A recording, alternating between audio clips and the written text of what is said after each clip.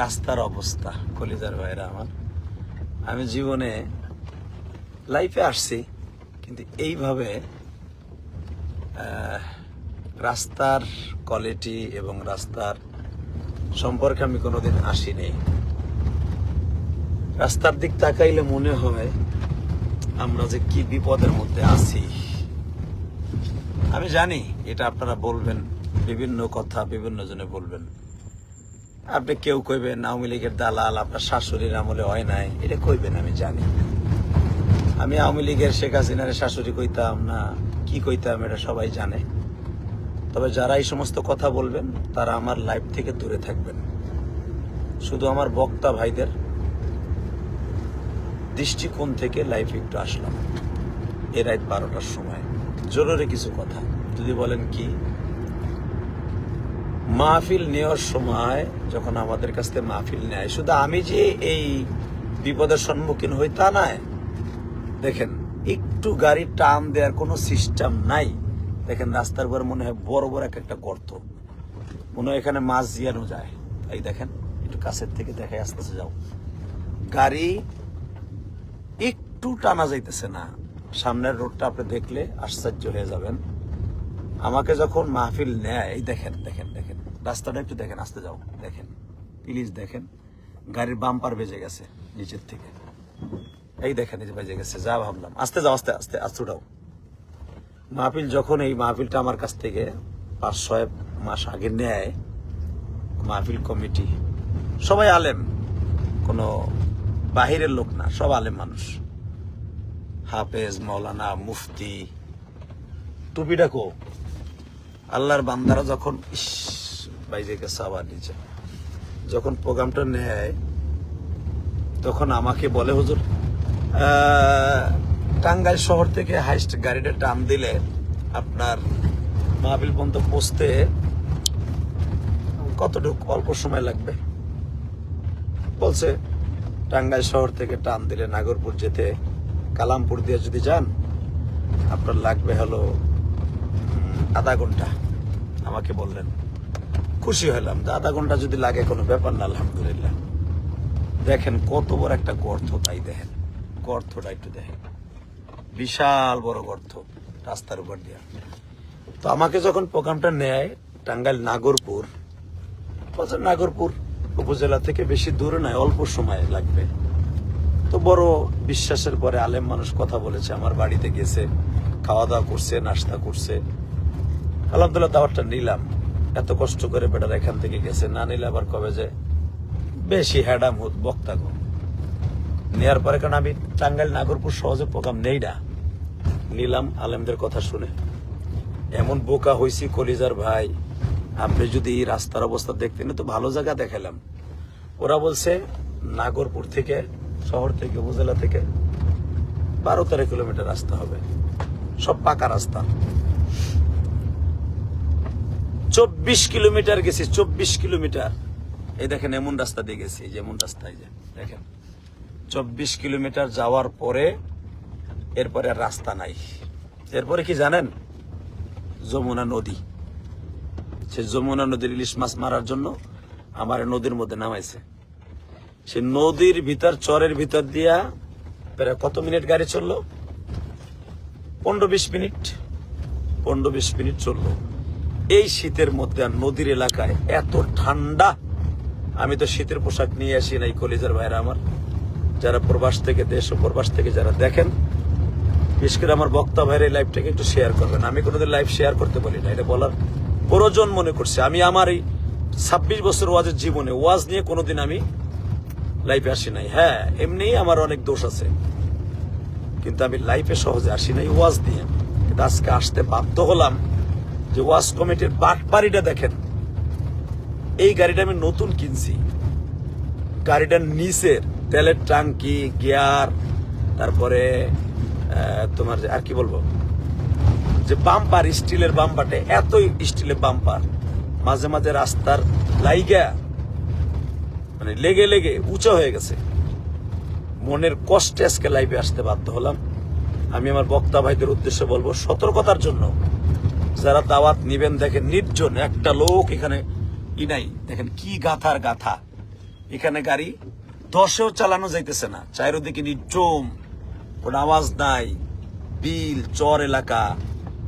সেই যমুনার পাশ দিয়ে সেই যমুনা রেখে আসছি। দেখেন অবস্থা, দেখেন রাস্তার অবস্থা, দেখেন রাস্তার একটু অবস্থা দেখেন। এটা হয়তো আপনারা এখন হাসিনারে বকবেন আর আমাগো বকবেন, আজান দিয়ে বকবেন, কিন্তু আসলে এই এলাকায় আমি সকলের কাছে দাবি রাখবো, এগুলা কি মেম্বার চেয়ারম্যান ছিল না? এলাকা কি আর কেউ ছিল না? আমি বক্তা ভাইদের উদ্দেশ্যে বলবো, দাওয়াত নেয়ার আগে রাস্তার লোকেশন, রাস্তার ভালো জায়গা দেখে তারপর আপনারা যাবেন। এখন আপনারা প্রশ্ন করবেন, আমি জানি আমার প্রবাসীর কলিজার ভাইরা, তাহলে আপনি কি অজপাড়াগায় কি আপনারা যাবেন না? যাবো ভাই, কেন যাব না? দিনের দাওয়াত নিয়ে যাব। এই দেখেন, এই যে আবার বেজে গেল আমার, এই আস্তে আস্তে যাও, গেটটা খাবা। তো দেখেন অবস্থা, গাড়ি চালাইতেই পারতেছি না। আমরা কি এই রুট দিয়ে আসছিলাম? দেখেন এই রুট দিয়ে গেছি আমি, পরে গাড়ি রাইখে মোটর সাইকেলে গেছি।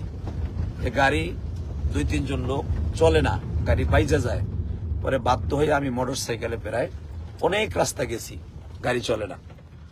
এখন আপনাদের কাছে আমার একটাই প্রশ্ন, দাদা ভাই যারা আমাদেরকে দাওয়াত দেন, প্লিজ আপনাদের 2টা পায়ে হাত দিয়ে বলবো, পায়ে হাত দিয়ে তো জায়েজ দেয়, আপনাদের অনুরোধ করে বলবো, আমাদেরকে এইভাবে নিয়ে কষ্ট দিয়েন না প্লিজ।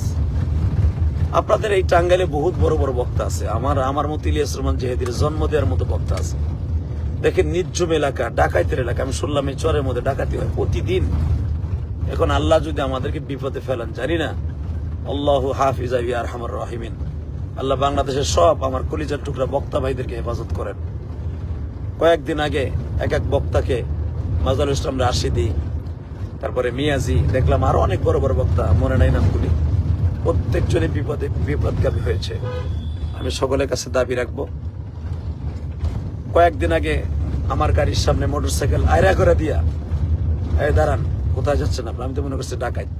সত্যি তারা ডাকাত ছিল, কিন্তু আমার দেখে চিনে ফেলছে, এই জন্য কিছু বলে নেই।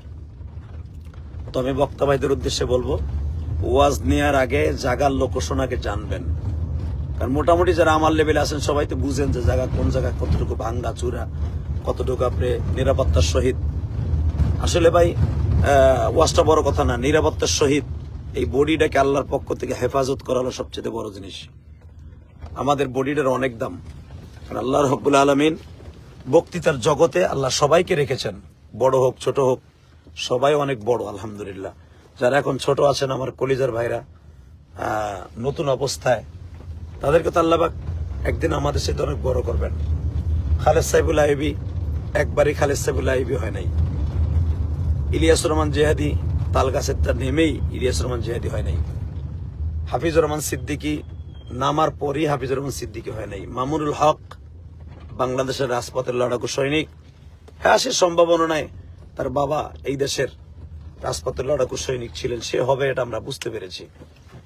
কিন্তু এইভাবে মারপেটে তা পরে সে মামুনুল হক হয় নাই। আমি সকলের প্রতি দাবি থাকবে, আপনার ওয়াজ নেওয়ার আগে ভেবে চিনতে বহুত রাস্তার লোকেশন জেনে এরপরে দাওয়াত নেবেন। দাওয়াতের কোনো অভাব নেই বাংলাদেশে আমাদের লেভেলে বক্তার। দাওয়াত সবসময় আমাদের পিছনে পিছনে ঘুরে নিতে পারি না, কিন্তু আজকে আলেমদের কথা শুনি এমন বিপদগামী হয়েছে, একটা লোক আমাদের সাথে আসে নাই। হালাকে এত পরিমাণ মানুষ হয়েছে, এত কান্নাকাটি হয়েছে, ওয়াজ হয়েছে, আলহামদুলিল্লাহ, আল্লাহ পাকের শুকর। কিন্তু কপাল আমাদের খারাপ, সেই চরের মধ্যে, সিরাজগঞ্জের চর, চৌহলির চর, সেই চৌহলির চরের মধ্যে নিয়ে মোটর সাইকেলে গাড়ি রয়েছে কোথায়, আর চর রয়েছে কোথায়। আপনাদের কাছে দোয়া চাই, আল্লাহ তাআলা যেন আমার বক্তব্যদেরকে হেফাজত করেন। দেখে সরে দাওয়াত নিবেন, কোন কমিটির প্রবঞ্চনায় পড়ে, লোভে পড়ে দাওয়াত নিবেন না। আর টাকা যে অনেক হাদিয়া দিছে তাও না, খালি আমার বদনাম বলেন, ইলিয়াস রহমান জিহাদি অমক তমক সমক অমক, হাফিজুর রহমান সিদ্দিকী অমক তমক, এই বিভিন্ন কথা আপনারা বলেন। আব্দুল খালেক শরীয়তপুরি অমক তমক, কন্টাকি হান্তি বাক্তি। আমি আপনাকে 1 সপ্তাহ আপনার সাথে চ্যালেঞ্জ করলাম, 1 সপ্তাহ আপনি আমার সাথে আসেন।